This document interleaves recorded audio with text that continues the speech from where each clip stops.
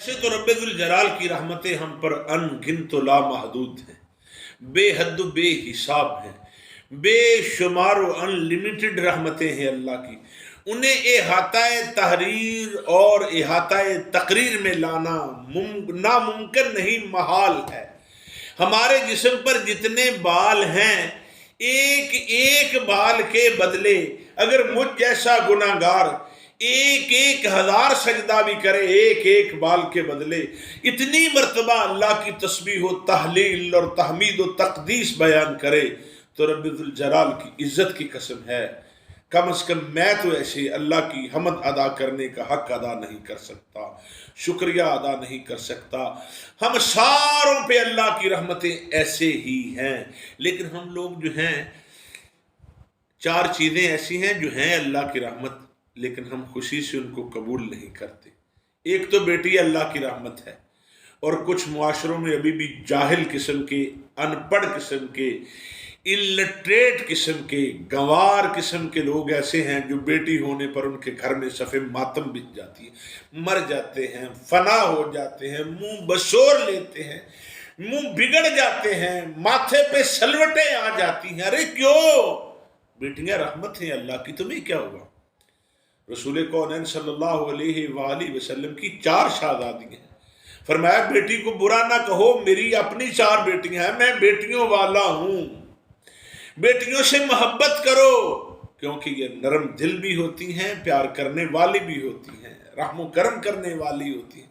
لیکن ہم لوگ، میں تو نہیں، معاشرے کے لوگوں کی بات کرتا ہوں، اس رحمت سے بھی معاذ اللہ اس کو جلدی قبول کرنے کے لیے تیار نہیں ہوتے.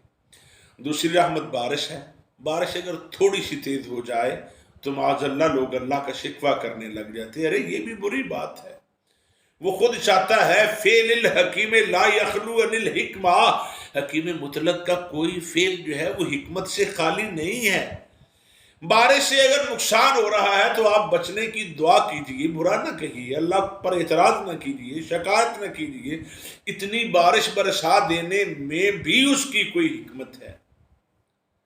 بیٹی ہے، بارش ہے، مہمان ہے، مہمان، ماں کے معنی چاند ہیں، مان کے معنی جیسا ہے، مہمان چاند جیسا.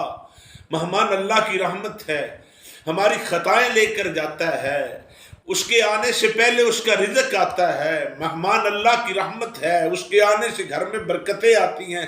مگر کوئی لوگ ایسے ہیں، کچھ لوگ ایسے ہیں کہ اگر کھانا کھانے سے پہلے مہمان آ جائے، گھر میں چرغا مرغا پکا ہو، تو وہ ایک دوسرے کو اشارہ کرتے ہیں کہ یہ جا لے گا تو تب کھائیں گے. معاذ اللہ، استغفر اللہ.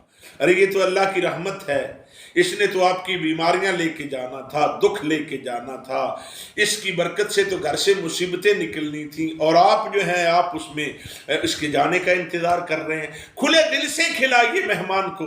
اگر آپ مہمان کے لیے دل تنگ کریں گے تو آپ کا رزق تنگ ہو جائے گا. چوتھی ہے بیماری. بیماری بھی اللہ کی رحمت ہے، اس سے گناہ معاف ہوتے ہیں. اگر اللہ کی طرف سے کوئی تکلیف آ جائے تو اللہ کا شکوہ نہیں کرنا چاہیے. جس نے 60 سال تک صحت عطا فرمائی اور 60 سال کے بعد اگر تکلیف آ گئی ہے تو اللہ سے دعا کیجیے، معافی مانگیے، استغفار پڑھیے، استغفر اللہ ربی من کل ذنب واتوب الیہ کہیے، اللہ سے شفا مانگیے. شکوہ کیوں کرتے ہیں، شکایت کیوں کرتے ہیں؟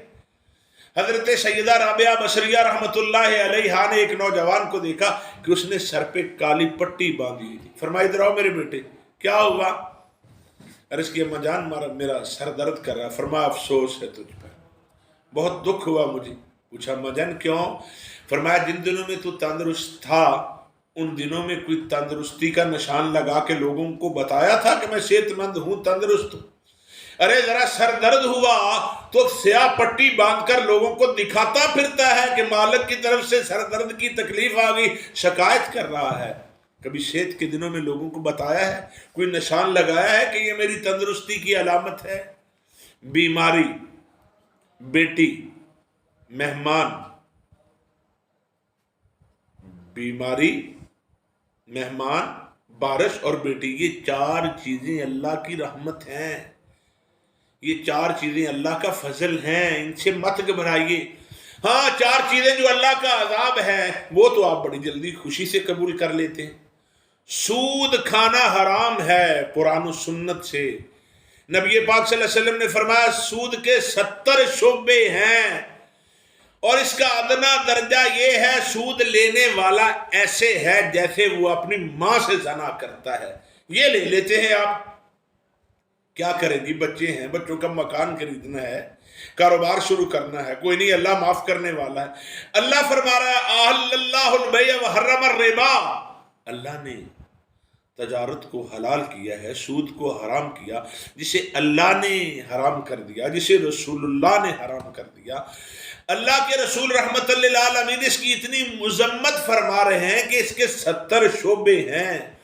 سب سے ادنا درجہ یہ ہے سود لینے والا ایسے ہے جیسے وہ اپنی ماں سے زنا کرتا ہے۔ یہ لے لیتے ہیں آپ، یہ اللہ کا عذاب ہے، یہ خوشی سے قبول ہے، معاذ اللہ۔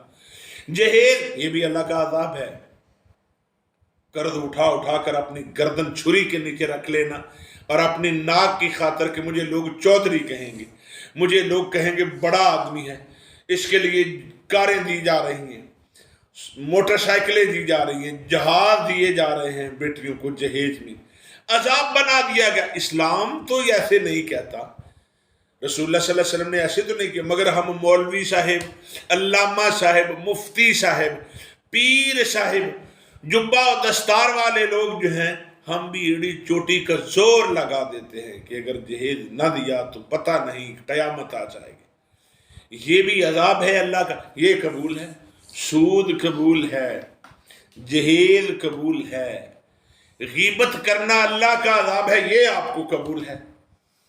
بڑی خوشی سے لوگوں کی غیبتیں ہو رہی ہیں۔ جھوٹ بولنا لعنت ہے، لعنت اللہ علی الکاذبین، یہ اللہ کا عذاب ہے، مگر آپ جھوٹ بھی بول رہے ہیں، غیبت بھی کر رہے ہیں، جہیز بھی دے رہے ہیں، اور ساتھ سود بھی کھا رہے ہیں۔ وَذَا میں تم ہو نصارہ تو تمدن میں ہنود، وَذَا میں تم ہو نصارہ تو تمدن میں ہنود، ارے یہ مسلمان ہیں جنہیں دیکھ کے شرمائیں یہود۔ کچھ خدا کا خوف کیجئے، انداز بیاں گرچہ بہت شوق نہیں ہے، شاید کہ اتر جائے تیرے دل میں میری بات۔